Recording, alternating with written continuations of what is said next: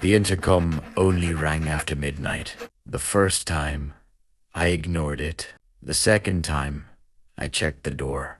By the third time, I realized something was wrong, because whoever was pressing it already knew my name. I live alone in a small apartment building.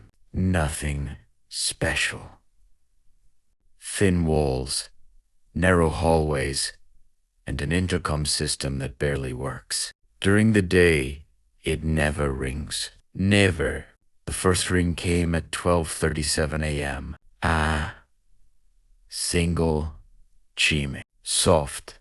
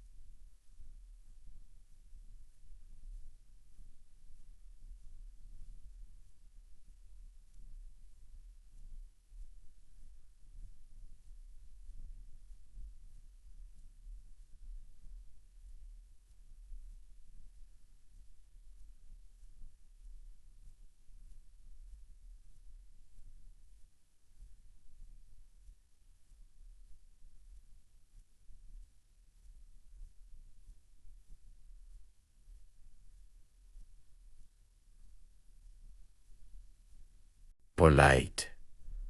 Polite. I froze on my bed, staring at the ceiling. No one visits me that late. I waited, listening for footsteps in the hallway. Nothing. The second ring came the next night. Same time, same sound. Same sound. This time, I went to the door and looked through the peephole. The hallway light flickered faintly, but no one was there. I didn't answer. On the third night, the intercom rang again. Las 12:37 de la mañana. I picked up the receiver. At first, there was only breathing. Slow.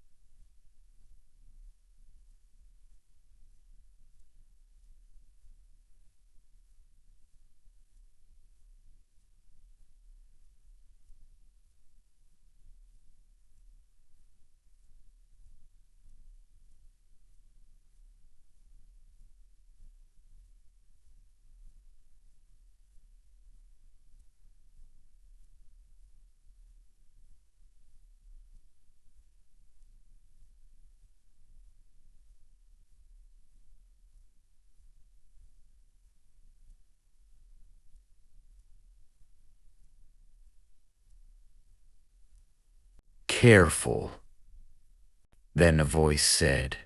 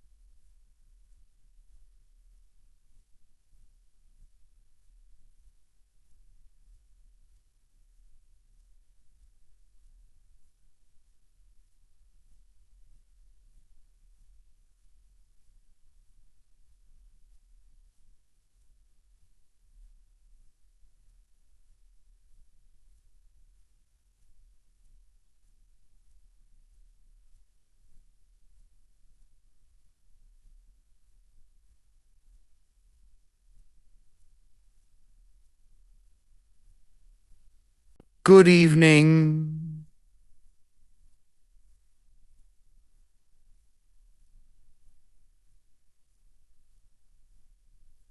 Man, it sounded close to close.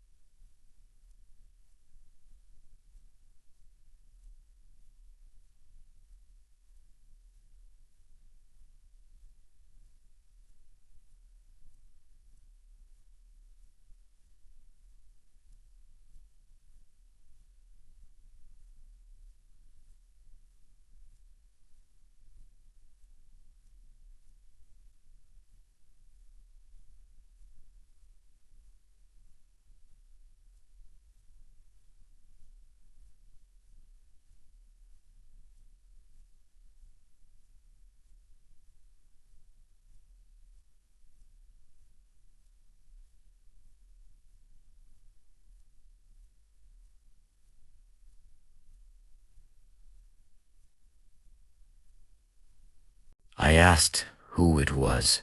The voice paused, as if confused by the question. Then it said my name perfectly. E Hong App. From that night on, the intercom rang every night, always after midnight. Sometimes once, sometimes twice. If I didn't answer, it kept ringing. If I unplugged it, the sound came from the door itself. I contacted the building manager. He checked the system and frowned. No one has used your intercom, he said. There are no records. That night, the voice changed. When I answered, it sounded relieved, like it had been waiting. You're home, it said. I stopped answering after that. A week later, the intercom rang again, but this time it didn't stop. I finally picked up. The voice spoke immediately. I'm downstairs. I ran to the door and looked through the peephole. The hallway was empty, but I could hear something else. Footsteps. Not outside. Inside my apartment, behind me. The intercom rang one last time. Not from the wall. From the room I was standing in. I moved out the next day. The apartment is still listed as vacant, but sometimes, late at night, I receive calls on my phone from an unknown number. When you answer, a familiar voice says, "Good evening," and waits for me to open the door. The elevator always stopped one floor too low. I noticed it on my way home from work, just after midnight. No matter which button I pressed, it never took me all the way. It always let me off one floor below my apartment. At first, I thought it was broken. I live on the 7th floor of an old apartment building. The elevator is slow, noisy, and unreliable. Everyone who lives here knows that. The first night it happened, the doors opened on the 6th floor. I sighed, stepped out, and took the stairs up. The hallway on the 6th floor was darker than usual. Only one light flickered at the far end. I didn't think much of it. The second night,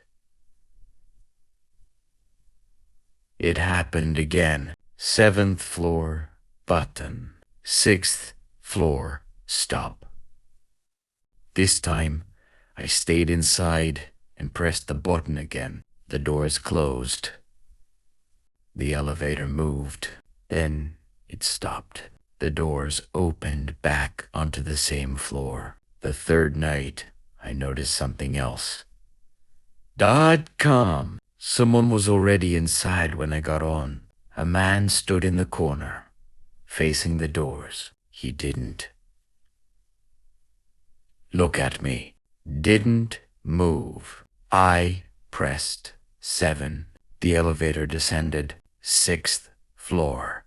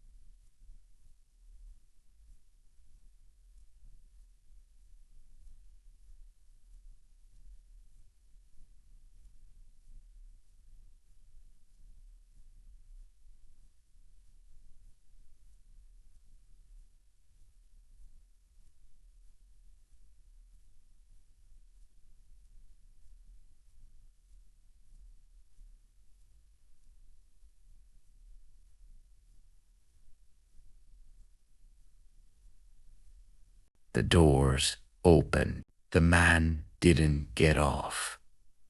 Neither did I. The doors closed again. The elevator went down one more floor. 5th.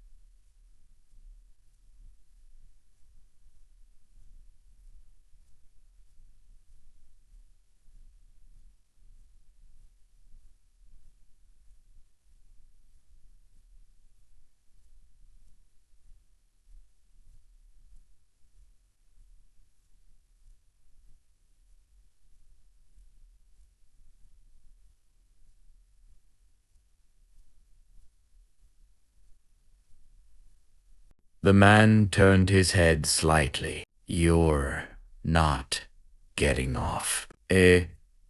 Ask it. His voice was calm. To calm. I said I lived on 7. He nodded slowly. So did I. The elevator continued down. 4th, 3rd.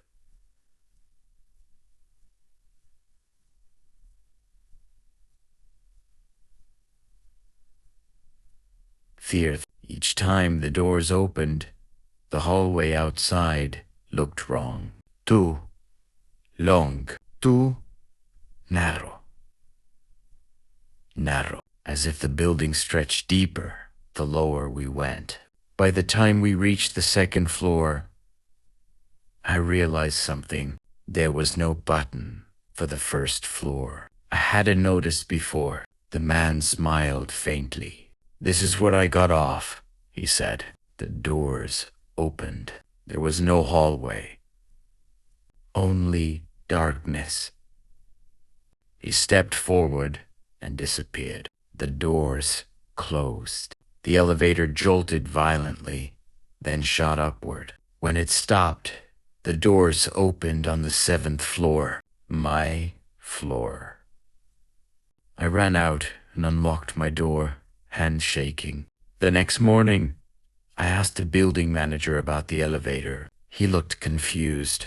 There is no 6th floor, he said. We removed it years ago after the fire. That night, I took the stairs. I don't use the elevator anymore, but sometimes, when I walk past it late at night, I see the button for the 6th floor light up on its own, and I hear someone inside, waiting to get off.